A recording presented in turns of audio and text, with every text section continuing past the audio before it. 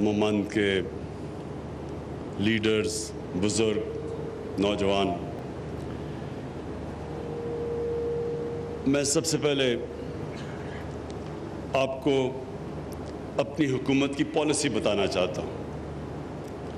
جو بھی کوئی حکومت ہوتی ہے اس کا کوئی نظریہ ہوتا ہے، اور وہ نظریہ اس کا روڈ میپ ہوتا ہے، یعنی نظریہ بتاتا ہے کہ وہ حکومت کس طرف جا رہی ہے۔ تو میں پہلے دن سے آپ کو بتا رہا ہوں کہ میرا نظریہ وہ ہے جو مدینہ کی ریاست جس اصولوں پہ کھڑی ہوئی تھی، وہ ہے ہمارا نظریہ۔ جو ہمارے نبی صلی اللہ علیہ وسلم نے پہلی ایک اسلام کی ریاست بنائی تھی، وہ ایک نظریے پہ بنی تھی۔ وہ نظریہ کیا ہے؟ وہ نظریہ یہ ہے کہ ایک ریاست کی ذمہ داری ہوتی ہے کہ وہ اپنے کمزور طبقے کو اوپر لے کے آئے۔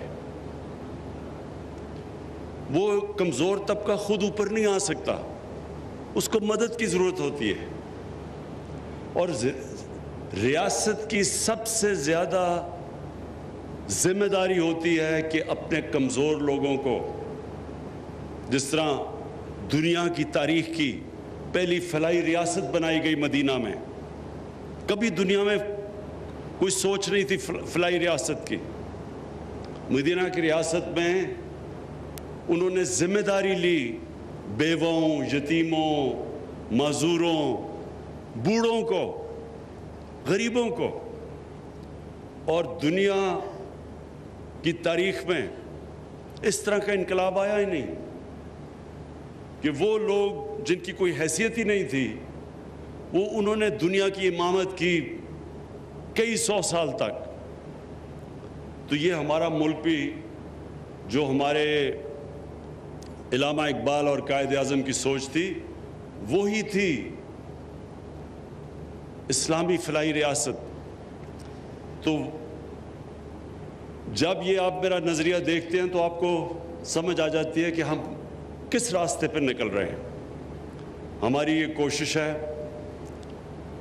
کہ جو ہمارے کمزور طبقہ ہے ہم اس کو اوپر اٹھائیں، گورنمنٹ کی ساری پالیسیز وہ ہوں کمزور طبقے کو اوپر لانے کے لیے۔ اور جب آپ کمزور طبقے کی بات کرتے ہیں تو آپ وہ علاقوں کی بات کرتے ہیں جو پیچھے رہ جاتے ہیں۔ جب ملک میں ترقی ہوتی ہے تو جو ترقی ہونی چاہیے وہ سب کو اوپر اٹھانے کے لیے ہونی چاہیے، یہ نہیں کہ ایک علاقہ اوپر چلا جائے اور باقی ملک پیچھے رہ جائے۔ لہٰذا میرا بڑا واضح موقف ہے قبائلی علاقے کے اوپر، بلوچستان پہ، اور کئی ہماری ڈسٹرکٹس ہیں پنجاب میں، مثلا ڈی جی خان، میاں والی، یہ سب پیچھے رہ گئے ہیں۔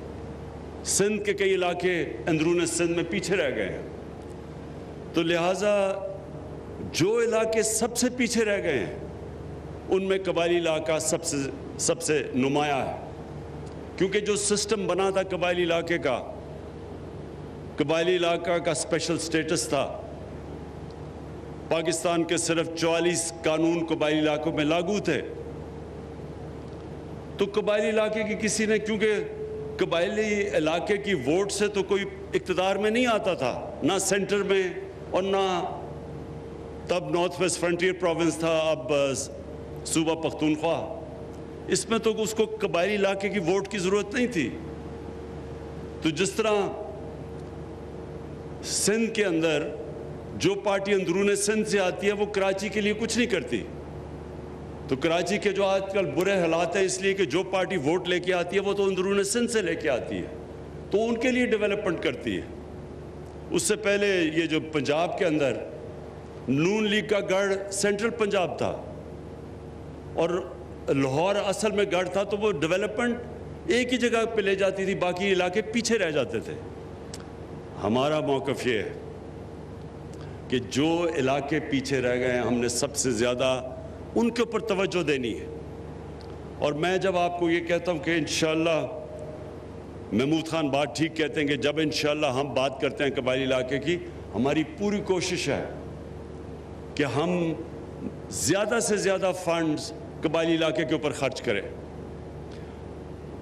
مجھے تھوڑا سا افسوس بھی ہوتا ہے کہ حالانکہ ہمارے صوبوں نے یہ وعدہ بھی کیا تھا ہمارے آنے سے پہلے کہ 3% وہ اپنے NFC ایوارڈ سارے صوبے دیں گے قبائلی علاقے کو، لیکن اب ہم نے جب ہمیں حکومت ملی تو وہ صوبے تیار نہیں ہیں اپنے وہ فنڈ دینے کے لیے جو انہوں نے وعدہ کیا ہوا تھا. میں ان کو یاد کراتا ہوں کہ ہمارے دین کے اندر،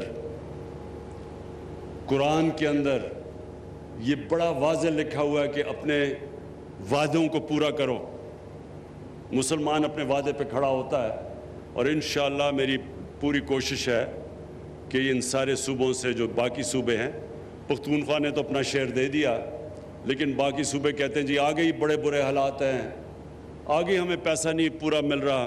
کیونکہ ملک کے تو آپ سب جانتے ہیں کہ پچھلے 2 سال سے حالات برے ہیں. ٹھیک ہونے والے تھے، پھر کرونا آ گئی، کرونا کی وجہ سے ہمارے پیسہ کم اکٹھا ہوا. لیکن میں پوری کوشش کروں گا انشاءاللہ کہ پختون جو ہمارا انضمام ہوئے علاقے ہیں، پرانا قبائلی علاقہ، میری پوری کوشش ہے کہ آپ کو ہم جو فنڈز، باقی اگر علاقوں کو فنڈز نہیں بھی ملتے، کم از کم قبائلی علاقے اور بلوچستان کو پورے فنڈز ملنے چاہیے. جو محمود خان آپ نے بات کی کہ جو آپ کو ڈیولپمنٹ کے لیے قبائلی علاقے کے لیے فنڈز چاہیے، انشاءاللہ اس کے اوپر ہم پورا زور لگا رہے ہیں. اور آپ کو پتہ ہے کہ پلاننگ کو میں نے پورا کہا ہوا ہے منسٹری آف پلاننگ کو کہ قبائلی علاقے کے لیے آپ کہیں سے بھی فنڈز پورے کریں.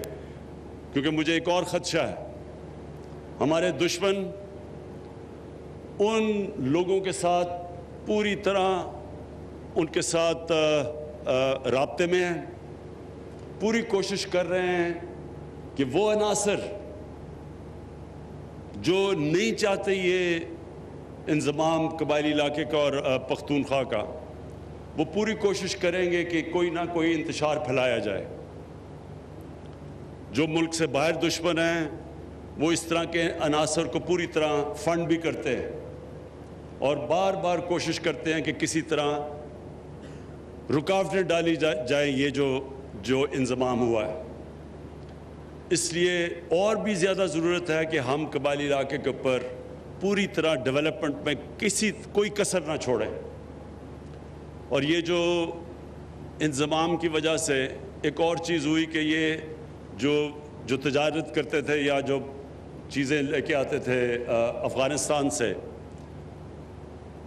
وہاں اب وہ باڑ لگ گئی ہے جو لگنی بھی چاہیے سمگلنگ روکنے کے لیے، کیونکہ سمگلنگ پاکستان کو تباہ کر رہی ہے. ہماری انڈسٹری نہیں ڈیولپ ہوتی سمگلنگ کی وجہ سے. انڈسٹری اگر نہیں ڈیولپ ہوگی ہم روزگاری ان لوگوں کو دے سکیں گے، اپنے نوجوان آبادی کو. اور دوسری چیز ہم ایکسپورٹ نہیں کر سکیں گے. اگر ایکسپورٹ نہیں کر سکیں گے پاکستان کبھی بھی یہ قرضوں کی دلدل سے نہیں نکل سکتا. تو اس کے لیے ہمیں سمگلنگ تو روکنی ہے. لیکن وہ لوگ جو وہاں پہلے تو بارڈر تھا ہی نہیں، ان کے لیے بارڈر مارکیٹس کھولنی شروع کرنے لگے ہیں. پوری ہماری تیاری ہو رہی ہے کہ بارڈر مارکیٹس کھلیں تاکہ وہاں جو لوگ جو تجارت کرتے تھے افغانستان سے ان کے لیے موقع فراہم ہو روزگار کے. اور ایک اور بڑی خوشخبری ہے کہ افغانستان میں جو اب امن کی طرف ڈائلاگ شروع ہو گیا ہے طالبان کا اور افغان گورنمنٹ کا. ہم سب دعا کرتے ہیں کہ یہ کامیاب ہو جائے. ادھر بھی ہمیں خوف ہے کہ ایسے عناصر بیٹھے ہوئے ہیں، ایسے ملک جو نہیں چاہتے کہ یہ امن ہو افغانستان میں. اور ہم سب دعا کرتے ہیں کہ اگر افغانستان میں امن ہو جائے تو یہ سارا قبائلی علاقہ، اس سب میں ایک بہت بڑی تبدیلی آ جائے گی، کیونکہ تجارت شروع ہو جائے گی. یہاں سے سینٹرل ایشیا تک موقع ملے گا تجارت کرنے کا. تو وہ خوشحالی آئے گی جو ابھی تک بدقسمتی سے جب سے پاکستان بنا ہے قبائلی علاقے میں وہ خوشحالی نہیں آئی. اور اب انشاءاللہ اگر یہ جس طرف جا رہا ہے امن کا بات چیت، اور انشاءاللہ اگر یہ آگے بڑھتی ہے تو سارا قبائلی علاقہ سب میں بہت بڑی تبدیلی آئے گی تجارت کی وجہ سے۔ میں آخر میں محمود خان آپ کو پوری اپنی طرف سے اور اپنی فیڈرل گورنمنٹ کی طرف سے آپ کو یہ پورا آپ کو اعتماد سے کہتا ہوں کہ ہر قسم کا آپ کے ساتھ آپ کی مدد کی جائے گی کہ یہ جو قبائلی علاقے جو آپ کا حصہ بنے پختونخوا کا، ان کی ہر قسم کی مدد کی جائے، ہر قسم کے فنڈز دیے جائیں، ہر قسم کی ڈیولپمنٹ کی جائے، کیونکہ یہاں لوگوں کو سب سے زیادہ ضرورت ہے۔ اور وجہ اس کی یہ کہ 70 سالوں میں یہ قبائلی علاقہ پیچھے رہ چکا ہے۔ سب سے زیادہ غربت یہاں ہے، سب سے کم تعلیم اس علاقے میں ہے، سب سے کم روزگار اس علاقے میں ہے۔ یہاں سے لوگوں کو دور دور جانا پڑتا ہے روزگار لینے کے لیے۔ اس لیے ہماری پوری کوشش ہوگی کہ اس علاقے میں انڈسٹری بھی لگے، اور انڈسٹری وہ لگے جو ایکسپورٹ کر سکے، خاص طور پہ افغانستان، سینٹرل ایشیا میں۔ جو ایک اور بہت بڑا ذریعہ معاش اس سارے علاقے میں ہو سکتا ہے، زیتون ہم کوشش کر رہے ہیں سب اس علاقے میں زیتون کے درخت لگائیں۔ یہ جو ہم نے اسٹڈی کیا ہے، یہاں سے لے کے نیچے وزیرستان تک، یہ وہ علاقہ ہے جو سب سے زیادہ جدھر زیتون کے درخت بہترین اگتے ہیں۔ اور اگر یہ اگلے 3-4 سال تک جو ہم درخت اگا رہے ہیں، یہ آپ کو یہی اس علاقے میں اتنی آمدنی دے دے گا کہ آپ کو کسی کو بھی تک اندازہ نہیں، کیونکہ جو زیتون ہے وہ دنیا میں بھی ایکسپورٹ کر سکتے ہیں، اور ہم جو باہر سے اتنا زیادہ جو تیل یعنی گھی وہ جو باہر سے امپورٹ کرتے ہیں وہ بھی ہمیں نہیں کرنا پڑے گا، اور یہ اس سے ایکسپورٹس بھی بڑھیں گی، اور اس سارے علاقے میں انشاءاللہ خوشحالی بھی آئے گی۔ بہت بہت شکریہ۔ وزیراعظم عمران خان محمد الدین سے خطاب کر رہے تھے۔ ان کا کہنا تھا ہمارا نظریہ وہ اصول ہے جو مدینہ کی ریاست کے اصول تھے۔ مدینہ کی ریاست میں کمزور کو اوپر لانا تھا، حکومت کا نظریہ ہوتا ہے وہی اس کا روڈ میپ ہوتا ہے۔ مدینہ کی ریاست نے بیواؤں، یتیموں، غریبوں اور ناداروں کی ذمہ داری لی تھی۔ حکومت کی ساری پالیسیاں کمزور طبقوں کو اوپر لانا ہے۔ مدینہ کی ریاست فلاحی ریاست تھی۔ علامہ اقبال اور قائد اعظم کی سوچ بھی اسلامی فلاحی ریاست کی تھی۔ جو ترقی ہونی چاہیے وہ ایسی ہو کہ تمام علاقوں کو ترقی ملے۔ ایسا نہیں ہونا چاہیے کہ ایک علاقے میں ترقی ہو اور باقی تمام علاقے پیچھے رہ جائیں۔ محمد میں وزیر اعظم عمران خان عبائدین سے خطاب کر رہے تھے۔ ان کا کہنا تھا ہمارا نظریہ وہ اصول ہے جو مدینہ کی ریاست کے اصول تھے۔ مدینہ کی ریاست میں کمزور کو اوپر لانا تھا۔ مدینہ کی ریاست نے بیواؤں، یتیموں، غریبوں اور ناداروں کی ذمہ داری لی تھی۔ مدینہ کی ریاست فلاحی ریاست تھی۔ علامہ اقبال اور قائد اعظم کی سوچ بھی اسلامی فلاحی ریاست کی تھی۔